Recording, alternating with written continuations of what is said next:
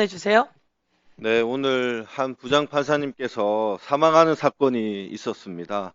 그것과 관련해서 정확한 사인도 나오지 않은 상황에서 저희가 말씀드리는 게 매우 조심스럽다는 생각에 우리 민주당은 언급을 안 하는 게 좋겠다라고 생각했는데 우리 나경원 의원께서는 마치 그 죽음이 우리 민주당이 발의한 법 왜곡죄나 뭐 사법부에 대한 압박 때문이었다는 취지로 얘기하시는 것을 보면서 정말 경악스러웠습니다. 경악스럽고 한 공간에서 저런 얘기를 듣고 있는 게 과연 맞는지 제 귀를 의심했습니다.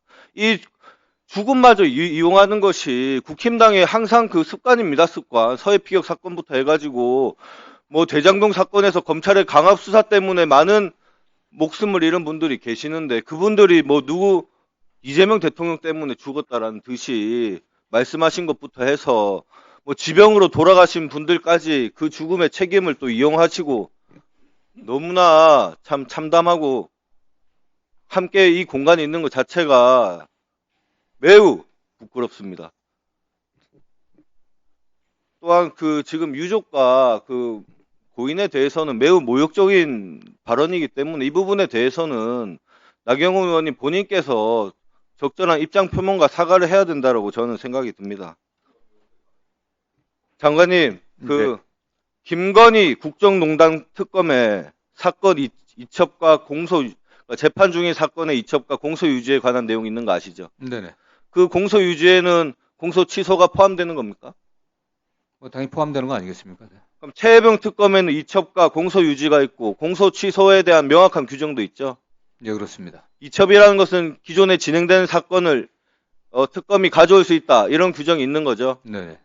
자, 윤석열 내란 특검도 똑같이 기존에 진행되는 재판에 대한 이첩과 그 재판에 대한 공소유지 규정이 있습니다. 알고 계시죠? 예, 예. 종합특검 역시 기존 유지되는 재판의 이첩과 공소유지 권한이 있습니다.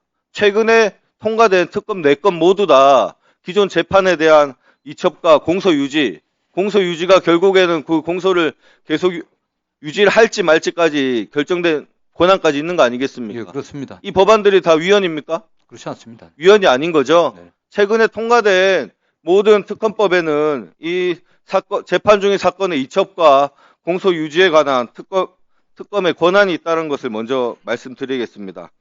그리고 저희가 그 조작 수사에 대한 국정조사를 진행하지 않았습니까? 정말 많은 그 검찰과 수사기관, 그리고 감사원, 국정원, 국가기관들이 총동원된 이 조작 수사와 조작 기소에 대해서 우리 장관님 많이 잘 파악하셨죠? 네, 내용 알고 있습니다. 이거 이대로 뭐 공수처나 검찰 내부 진상조사만 가지고서는 다 밝힐 수 있다고 생각하십니까? 지금 뭐 부족함이 많기 때문에 국민들도 국가 권력기관들의 권한의 오용과 남용에 대해서는 확실하게 진상을 밝히고 재발 방지할 수 있는 그런 시스템을 만들어 내라고 하는 게 국민적 요구사항입니다. 네. 맞습니다. 이번에 이렇게 정말 불법과 위법이 난무했던 이 조작 수사와 조작 기소에 대해서는 특검을 통해서 제대로 역사적인 단절을 해야지만이 우리 대한민국이 조금 더 발전할 수 있을 거라고 생각됩니다. 그리고 우리 장관님 한 가지 더 다른 얘기긴 한데요. 지난 3월에 있었던 울산 울주군 그 아버지와 아이 넷이 일가족 사망한 사건 알고 계신가요? 네. 보고 받으셨습니까? 그 따로 개별적으로 그 사건에 대한 보고 받지는 않은 것 모르십니까?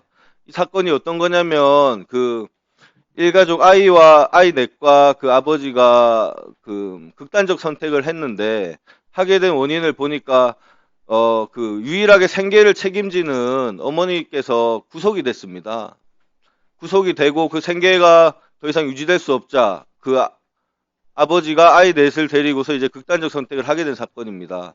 지금 법안도 많이 올라와 있고 올해 연말에 이제 그 수용자 처우에 관련된 법률인가요? 거기에 뭐 육아나 이런 관련된 내용도 포함되고 있는데 법무부 내부에서도 지금 그 생계를 책임지는 뭐 아버지가 됐든 어머니가 됐든 이런 부분에 대해서 구속하거나 향후에 그 수용자 처우를 함에 있어서 좀 더 많은 고려를 해야 되지 않을까요? 어떻게 생각하십니까? 예, 뭐 전적으로 옳으신 말씀입니다. 지난해 수용자 가족들 생계 지원과 관련해서는 법안도 통과되고 또 예산도 반영되어 있습니다. 보다 적극적으로 저희들이 관심을 갖고 특히 미성년 자녀들에 관련해서는 또 지자체와 또 관련 단체와 저희 협력해갖고 이런 사고가 재발되지 않게 정말 최선을 다하겠습니다. 네. 네. 법원에서 영장을 발부한 함에 있어서도 이런 가족 내부의 사정이나 이런 부분은 전혀 고려 안 하고 있죠.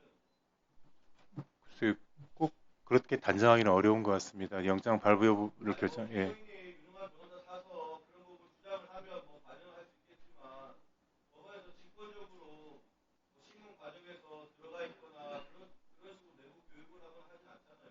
뭐 기록 전체를 살필 수는 있겠습니다만 따로 교육국 내용에 포함되어 있는 것인지는 잘 모르겠습니다. 예. 예. 법이 너무나 야박해서 되겠습니까? 좀 적극적으로 나서서 그 영장을 청구하는 단계나 그 영장을 하는 단계에서 걸러낼 수 있도록 또 이렇게 걸러냈을 때 그렇다고 해서 범죄자가 또 풀어주는 이런 문제가 있지 않습니까? 이런 부분에 대해서 좀 더 적극적으로 어떤 방안을 강구해야 될지 좀 연구를 해서 좀 방안을 만들어서 좀 보고해 주시기 부탁드리겠습니다. 예, 알겠습니다. 네. 예, 수고하셨습니다.